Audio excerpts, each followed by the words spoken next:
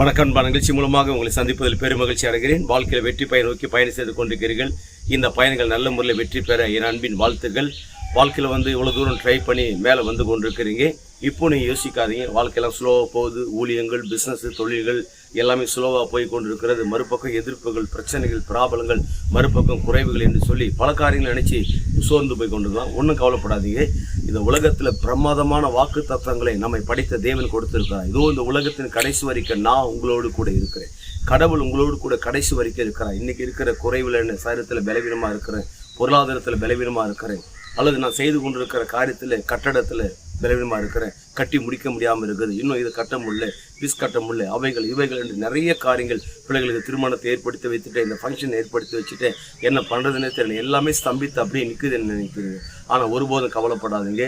வானம் கொள்ளாத கர்த்தர் உங்கள் கூட எப்போதும் இருக்கிறார். எப்போதும் உங்கள் கூட இருக்கிறார். அப்போ எப்போதும் கூட இருக்கிறனால என்ன பண்ணுவார் என்றால், இந்த உலகத்தில் உங்களுக்கு முன்னும் உங்களுக்கு பின்னும் பிறந்திருக்கிற அற்புதமான மனித தயவை உங்களுக்கு ஏற்படுத்தி வைத்திருக்கிறார். ஒருபோதும் கவலைப்படாதீங்க, ஓடிக்கிட்டே இருங்க. இந்த உற்சாகத்தை தட்டி கொடுக்க இந்த உலகத்தில் யாரும் இருக்க மாட்டாங்க. ஆனால் கர்த்தருடைய வார்த்தை தான் நமக்கு இருக்கிறது. அந்த வார்த்தை சொல்லுகிறது, மரணம் வரைந்து கர்த்தர் உங்களோடு கூட இருக்கிறார். இந்த உலகத்தில் எத்தனை வருஷம் நீங்கள் வாழ்றீங்களோ அத்தனை வருஷம் தெய்வம் உங்களோடு கூட இருந்து உங்களை ஒருபோதும் கீழாக வைப்பதில்லை, மேலாகத்தான் வைப்பார். ஒருபோதும் உங்களை வாளாக வைப்பதில் தலையாகத்தான் வைத்து அழகு பார்ப்பார். அந்த வல்ல தேவன் உங்கள் பட்சத்தில் இருக்கிறார். தலை நிமிர்ந்து இருங்க, செய்து கொண்டிருக்கிறத உற்சாகமாக செய்யுங்க, ஒருபோதும் குறைபடாதீங்க, சந்தோஷமாக இருங்க.